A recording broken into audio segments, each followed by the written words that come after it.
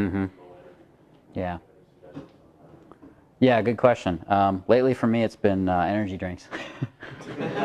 I'm not kidding you, man. I've been doing this self testing of every energy drink on the market lately. I'm telling you, Rockstar kicked my ass. I was like, Jesus Christ, what's in this stuff? I'm settling on Sobe. Sobe's kind of cool, but it's not very carbonated. I've been haunting the sites and everything. Some guys, and seriously, you might need caffeine. You might need something just to put, I'm not saying drugs, but you know, caffeine, something to pick your speed up a little bit. For me though, some of the things that I've used in the past are music. When I was going out and I knew I was going to be doing some pickup, or I was going to be talking to women, I knew I had to get that energy up. To get in the state, there's a ton of songs that just get me going every time. You know, it could be Judas Priest, you got another thing coming. It could be anything that works for you, whatever it is, but music is an awesome one. And this is kind of like, it's almost like a meditation. It's having that state that you can fall back into in your head. You have to rehearse it. It's a little bit of NLP, you know, get into your head. Think of a time when you were super energized, having fun, and re-experience it. Imagine everything vividly. Turn up the brightness of it. Turn up the sound. You know, play those games. Whatever mental trick you have to do to make yourself get more up there in energy level, it works, right? I'm very Machiavellian. Results are all that matters. As long as you don't hurt another person, results are everything. So I highly recommend that sort of thing. You can get a ton of books out there on how to get into state using some NLP stuff. Music is another good one. Sports drinks. You know, movies. Shit, movies actually do it for me quite a bit. You know, I'll watch like a really rowdy movie. I'll watch something like Gladiator, and I'm just like, yeah, strength and honor, man. Seriously, movies like that just get my that hair on the back just going because I love that stuff. Hero type stuff. Those are some of my suggestions. Anybody else have any others that works for them? I watch stand-up comedy. Stand-up comedy is a good one. Yeah, I didn't even think about that one. That's a great one. Or, you know, listening to it in the car as well. Yeah. I've been listening to Dane Cook lately, and some of his stuff is just like, dude, psychotic. But yeah, that stuff's great. And what kind of tests to expect, both in, you know, approach situations or in one situations, and how to handle those? Okay, good. Actually, I came up with something for a way to get energized. Yeah. Is talk to, if you're parked and you're walking to the bar, talk to people on the street. Yeah, that's a good one. Warm-ups. Even if I know exactly where I'm going, I'll ask every person that I walk by where that place is. Where do you know this is? That's a good one. Yeah, warm-ups. That's like warm-up openers when you go in, too. That's a good one. Tests. Ask the question again, because I had something that was, you triggered. Tests both in kind of, you know, approach, you know, short-term interactions and longer-term interactions, and what to expect and how to handle them. I think Tyler actually had something interesting, one of those RSD emails I saw.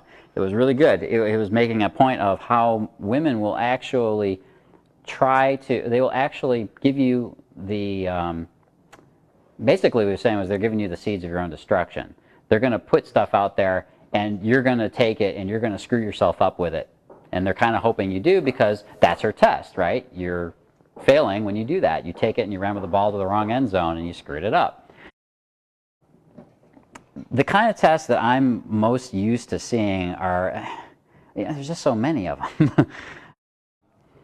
You know, there's always the ones that are cautionary, and these I think where most of them fall into are their cautionary shields she's trying to put up to make sure she's maintaining her self-image. Okay, that's kind of a generic way of saying she's trying to avoid appearing like a slut. She's trying to avoid the image that she might go home with you, even if that's what she's thinking about doing. They all relate to her self-image and maintaining this persona and her personality or her image, and keeping that intact.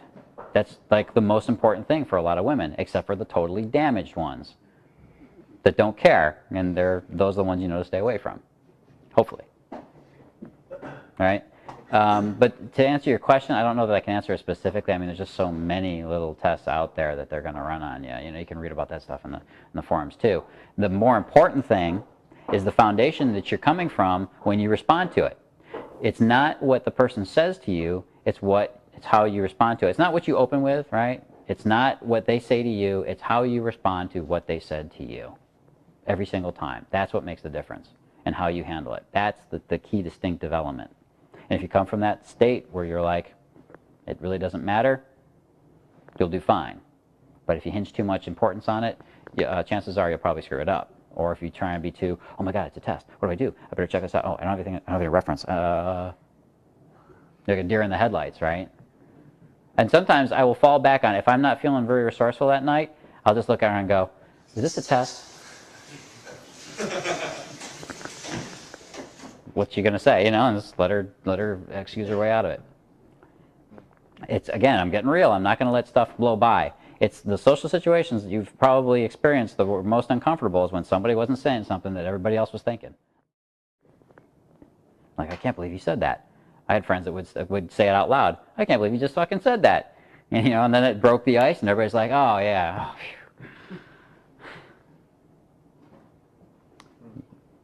you had your hand up.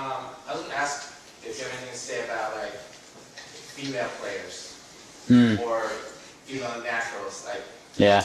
you know, I have a couple friends, even one of my cousins. Everything's like flipped, you know, for a girl's point of view. I see Yep.